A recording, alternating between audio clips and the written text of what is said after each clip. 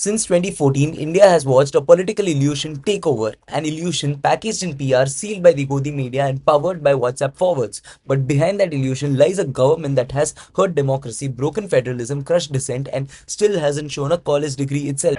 वाह क्या सीन है। Let's break it down today in this video.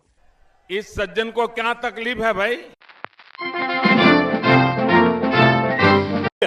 Our foreign minister said, Bharat ki Rajbhasha, Bharat has no Rajbhasha. Then, that Hindi is not the national language of India. संविधान सभा ने सर्वानुमत से हिंदी को राजभाषा के रूप में स्वीकार करने का है। Nobody said to anybody you cannot speak Kannada. यार speak Kannada or Malayalam or English. There are some people, some organizations that want to disturb this.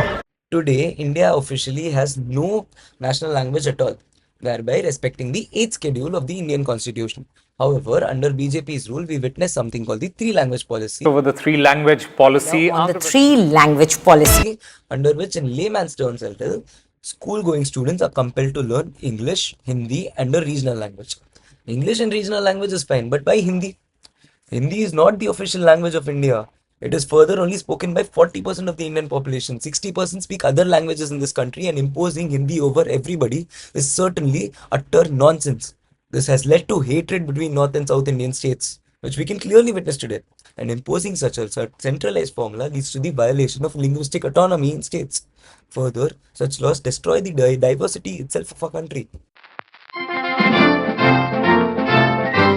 कि हिंदू डर नहीं फैला सकता, हिंदू हिंसा नहीं फैला सकता, हिंदू नफरत नहीं फैला सकता, आप हिंदू हो ही नहीं.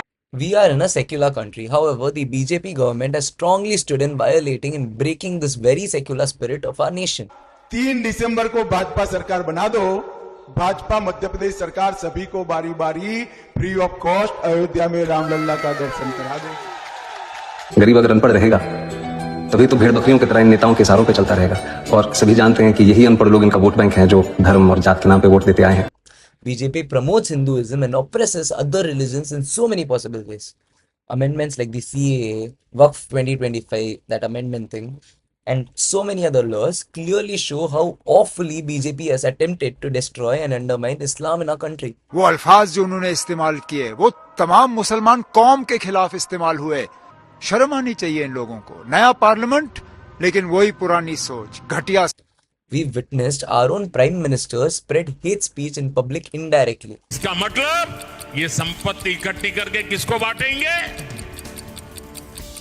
जिनके ज्यादा बच्चे हैं उनको बांटेंगे.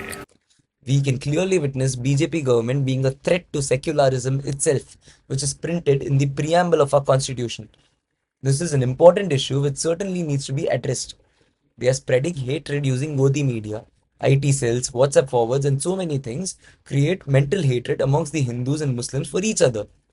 This leads to BJP being able to portray themselves as if they are the saviors and official representatives of Hinduism in this country, which they not really are. पूरे हिंदू समाज को हिंसक कहना ये गंभीर विषय है. नहीं, नरेंद्र मोदी जी पूरा हिंदू समाज नहीं है, बीजेपी पूरा हिंदू समाज नहीं है, आरएसएस पूरा हिंदू समाज नहीं है.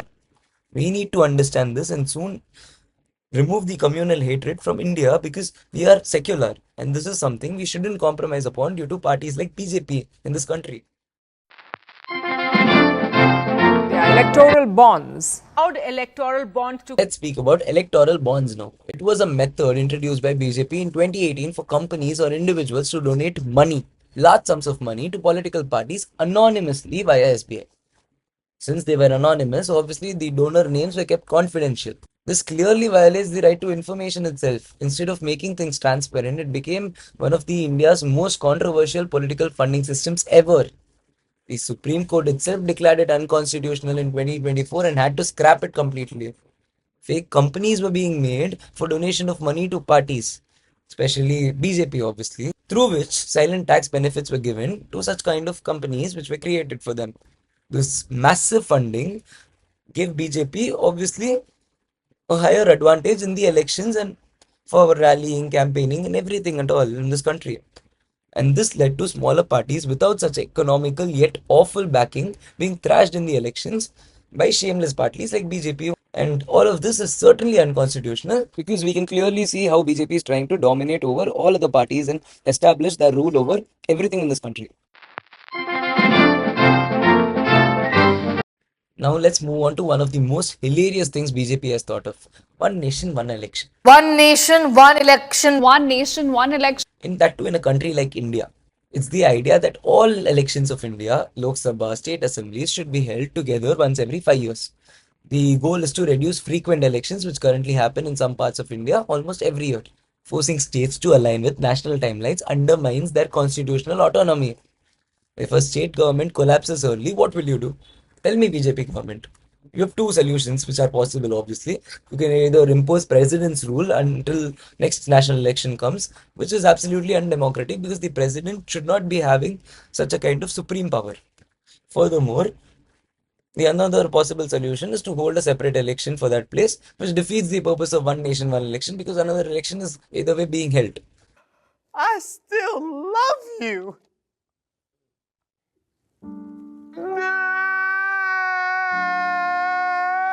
So clearly, this is BJP's attempt to centralize power and weaken opposition-run states in our country.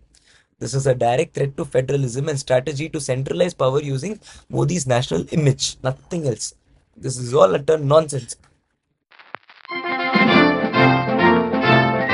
It's been more than 11 years and Prime Minister Narendra Modi has never attended a single press conference at all.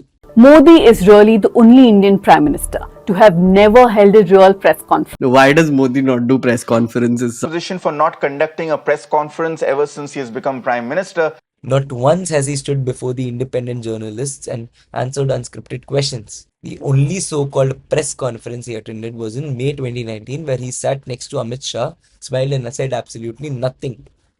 Amit Shah only did all of the talking. Modi was like a chief guest at his own press meet.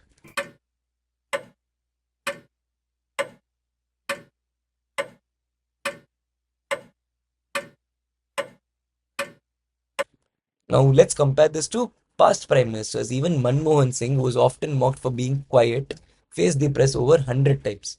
And let's not forget the infamous Karan Thapar interview where Modi literally walked out in under 3 minutes because of one uncomfortable question which was asked to Modi. What I have to say, I have said at that time, and you can find out my statements. Just say it again. Not necessary, I have to talk about the Intri 77, everything, what you want to talk. But by not saying it again, by not letting people hear the message repeatedly, you're allowing an image that is contrary to the interest of Gujarat to continue. It's in your hands to change it. I'll have to rest. Not talking about doing anything wrong. I'm saying, why can't you correct the image? This is not the time. Okay, then one second. That silence has now lasted over a decade. Today, Modi speaks only through scripted interviews, friendly anchors and monologues like the Man Ki Baat. Never through the real press, no NDTV, no Ravish, no Karan Thapar, just laptop media nodding politely is what BJP government and Modi is doing. Democracy needs accountability. Avoiding questions for 11 years is not strength, it's fear. Fear of being challenged, exposed and made to answer for real issues. From job losses to farmers, from China to Pegasus, all these issues have to be addressed and a prime minister who fears the press itself, fears the people. So kindly understand this, Narendra Modi. मुझे लगता है कि दुनिया में सबसे पहली plastic surgery शरीर मनुष्य का और माथा हाथी का गणेश जी का निर्माण. A prime minister who hides his education and dodges the press isn't a strong leader.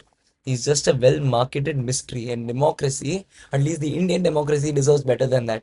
A plus B into square into bracket square करे तो A plus B into bracket square करे तो रिजल्ट आता है A square plus 2AB plus B square.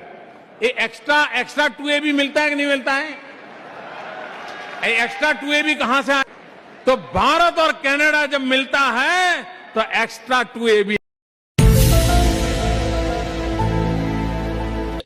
So I hope you guys understand something that I've tried to convey in this video. This was my analysis. I hope you guys do your own analysis as well.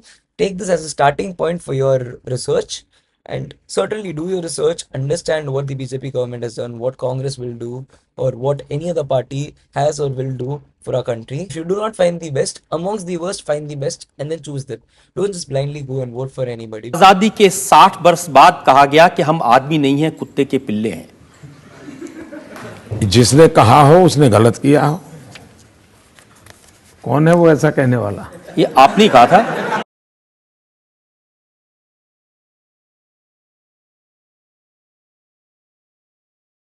Because not everybody is interested to develop this country, but there is at least somebody who will definitely be interested to develop this country.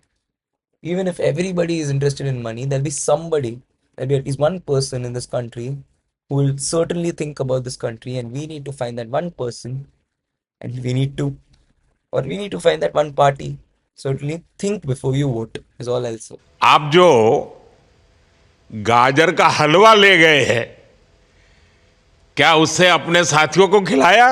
बंद करो, हाथ जोड़ के मैं मोदी साहब से गुजारिश करता हूँ।